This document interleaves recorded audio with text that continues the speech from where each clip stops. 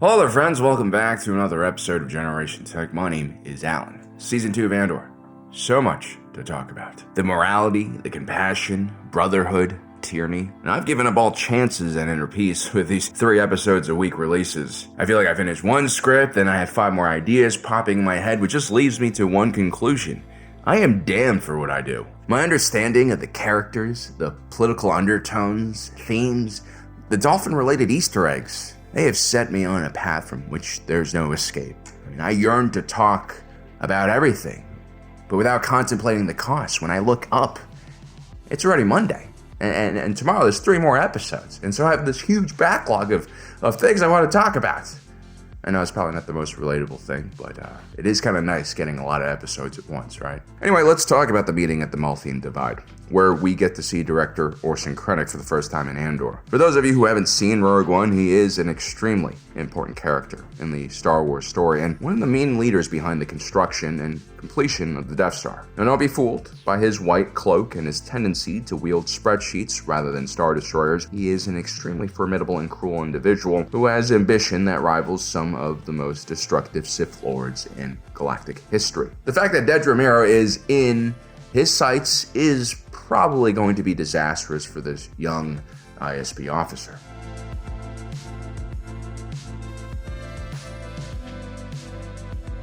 Director Orson Krennic was born in 51 BBY on the heavily industrialized world of Lexrule. He was surrounded not by the beauty of nature, but by the grandiose achievements of man. As a child, everywhere he looked, he saw tall skyscrapers, large industrial facilities, orbital shipyards that block out the sun and moon. When you grow up in that kind of environment, you tend to believe that man is capable of anything. And I think this is something that director Orson Krennic took to heart. At the age of 15, he earned a place in the Galactic Republic's Futures program on the planet of Brental. This was a Republic government-backed initiative that sought out very gifted and talented people and then put them into a place where they can get good education, and hopefully one day they can return and serve the Republic. It was there that Orson Krennic met an individual named Galen Erso. The two were extremely different in personality. Orson was known as quite the partier and was known for being very charismatic and generally friendly with everyone in the class, whereas Galen Erso was a lot more reserved and quiet, usually focused on his research and work, which he truly was passionate about. Even in gifted communities like the Galactic Republic's Futures program, certain people like Galen stood out. Now, Galen came from a very humble and impoverished background, and his mother realized that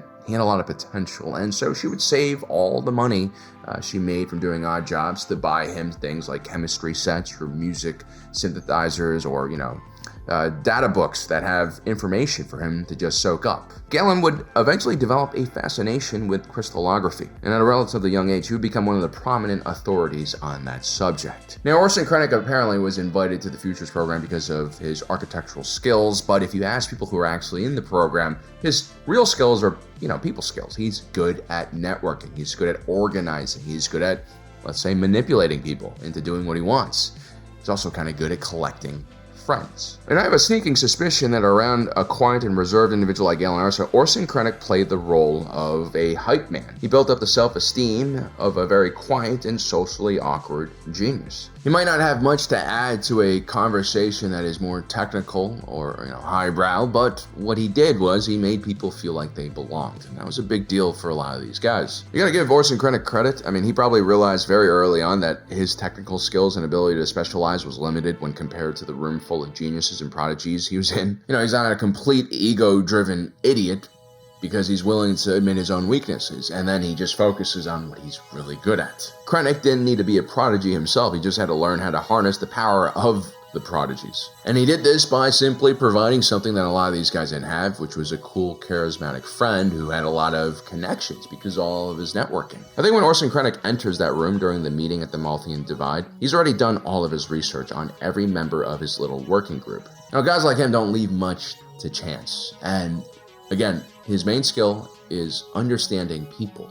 And so every one of these individuals here has a purpose. He selected them, probably after doing a great deal of research. And it's very clear from the beginning that he is interested in what's going on in Dedra Meero's mind, having already identified her as a gifted individual. Now remember, Orson grew up in the Futures program. He was used to being around geniuses, and so he correctly identifies Dedra Meero as one of them.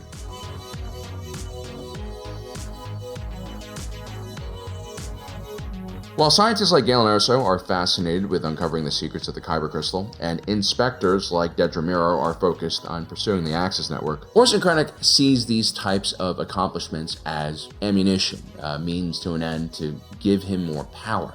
The more credit he can take for others' accomplishments, the faster he'll rise. Galen Erso was one of the many individuals that Orson Krennic befriended, and using his natural people skills and growing network of connections, as Orson Krennic ascended in the ranks of the Republic Corps of Engineers, he also helped his genius friends find opportunities and positions in prestigious institutions and schools. It was really a win-win for everyone.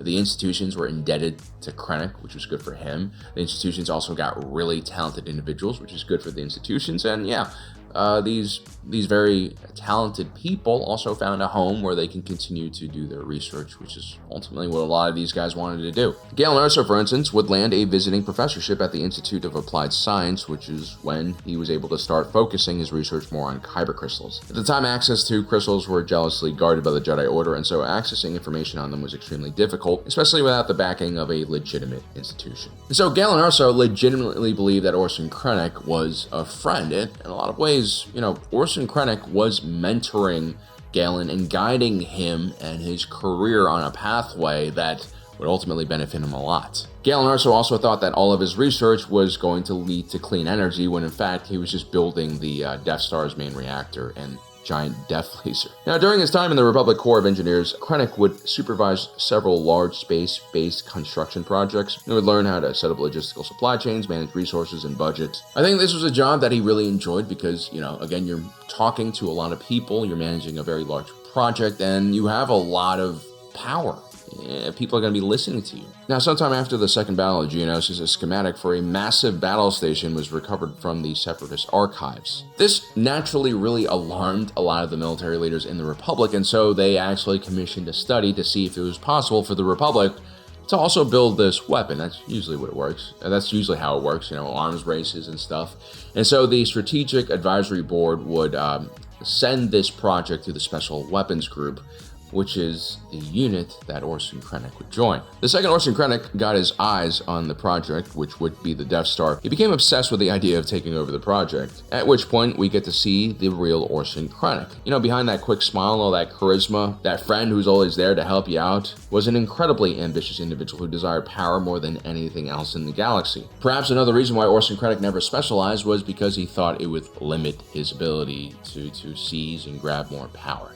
And so while his friends were all doing research, working for various companies or teaching in schools, Krennic was focused on a new agenda. Those massive construction projects that I mentioned before allowed Krennic to take control over thousands and thousands of workers. He negotiated contracts with vendors and suppliers, even talked to local politicians and labor organizers. He was at the center of a maelstrom. He felt like an important man, and I guess he really liked the feeling. And so guys, when a person like Orson Krennic puts his eyes on you, he might be initially very nice to you, like how he is with Galen Erso. But once he collects you, you become his property, and should you rebel, should you try to run away, he will find you. And then he'll kill everything you love, and when you're all broken and on the floor, he'll collect you again and use you until you die.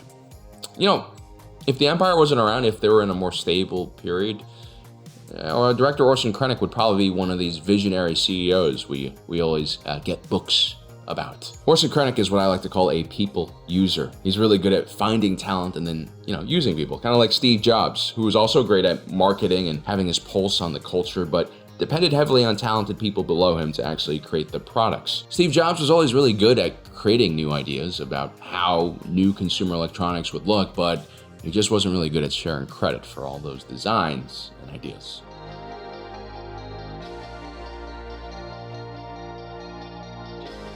So let's talk about the main reason why Dedra Meero is even at this meeting. Orson Krennic has created a working group to solve a problem he has. You see, his Death Star program requires a vast amount of materials and has a lot of proprietary parts and components in it. For instance, the laser assembly itself needed an entire planet of resources. And one of the minerals that he really needed, called calcolite, well, it's found in large quantities under the surface of the planet of Gorman. Now, Gorman has already been in the background of Andor Season 1. There was already an anti-imperial movement called the Gorman Front that had been protesting and resisting against the Empire. Now, the Ministry of Enlightenment, run by Joseph Goebbels over here and his lackey, had been running a propaganda campaign trying to smear the Gorman people and create chaos on the planet. They even created a false flag attack and killed an Imperial inspector, which of course allowed the Imperial Navy to move in and blockade the shipping lanes. This is why Mon Mothma got so pissed off that Perrin invited Sly Moore to their dinner party. Sly Moore is basically like one of Palpatine's closest advisors. Don't seat them near me. Oh, I've taken care of that. You're at the boring end of the table. These people are fun. Oh, are they? Are they fun?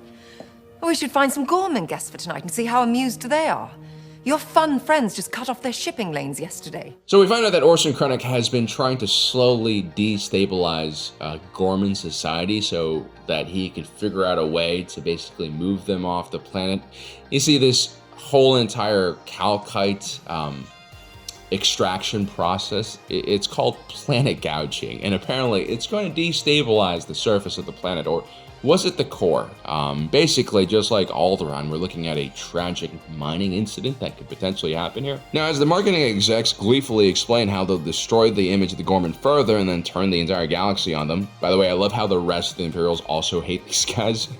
No one likes propagandists. Dedra Meero is already formulating her own plan. What's impressive is Orson Krennic notices this. This is why he's in the position that he is in. He knows how to select people. Piece of advice. You think you're hard to read? You need to get over that. Now, you have a plan already. You had it before they finished speaking. I want your assessment.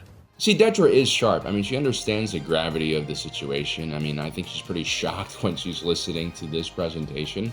Or maybe that's just her, like, resting, confused face, right? She doesn't really control her facial features that well. But still, she remains silent, and she doesn't volunteer any ideas initially because, again, this is a very dangerous situation. What she failed to understand was the fact that she was in this room meant that she was here to give Orson Krennic her analysis. She had no choice, really. I mean, everyone in this room had a purpose. You have military leaders, engineers, propagandists. Why would the ISB be here? I mean, especially a supervisor like herself, who's much more lower ranking. Not even Tarkin was invited to this, right? It's obvious to me that Orson Krennic wouldn't just randomly invite her here, considering how tight the security was. Everyone here has a purpose, and he wants that assessment. And the assessment that she ultimately ends up giving, it's the honest one, the one that she's thinking about, and it's far too good of a plan. Propaganda will only get you so far.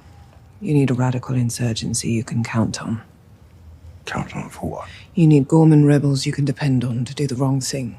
You know, I think Orson tried to put a little pressure on her, but more importantly, he also kind of, like, compliments her, right? By demanding that he wants to know her opinion. I think Dedra Meero is probably a little smitten by the fact that the director, Orson Krennic, wants her opinion. I actually think that Orson is purposely doing this so he can trigger Dedra's ego and pride, and that's what ultimately makes her spill her beans. As sharp as Dedra is when it comes to office politics, she is still learning. But now she's inherited a horrible task. She will be forced to oversee a false flag operation on the Gorman that will most likely end in mass casualties. It's probably not something she really wants to be known for suggesting to director Orson Krennic, and she definitely doesn't want to be in charge of this program. I mean, it's kind of crazy. If the plan fails at all, she gets outed. There will be no mercy. The Empire will destroy her. And if the plan succeeds, she'll still kind of be a pariah. And she'll also never be trusted by the Empire because she knows this very dirty, dirty secret. This is a complete lose-lose situation, and I think it begins to dawn on her very quickly. I know it seems like she wants to get back to the Axis case, but yeah,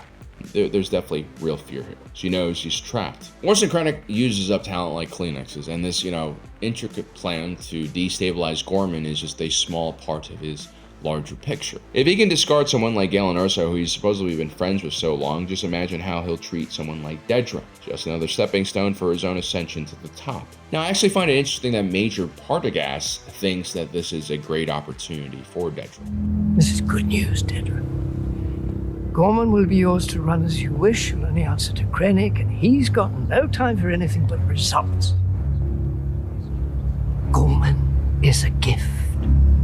Major Partagaz understands what drives Dedra.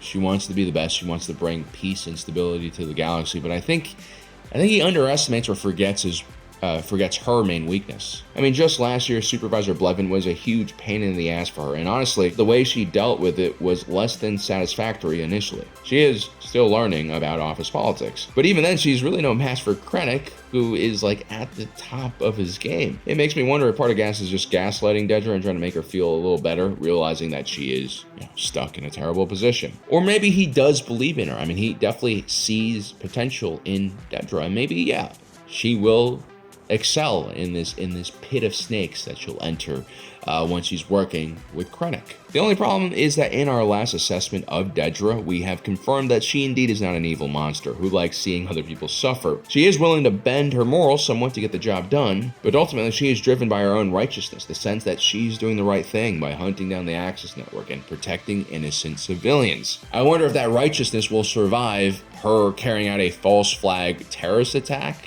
against innocent civilians. Individuals like Dedra, and also Cyril for that matter, who have utilitarian views and are very pragmatic, don't really stick around when the Empire starts getting more and more chaotic and Sith-like and just start burning everything around them. Usually it's at that point that the indoctrination begins to crack. Well guys, I hope you enjoyed our assessment here. Don't forget to subscribe and hit that notification button down below so you don't miss out on the rest of our awesome content on Andor. And as usual, my name is Alan, reminding you that my allegiance is to the Republic, to democracy. I'll see you next time.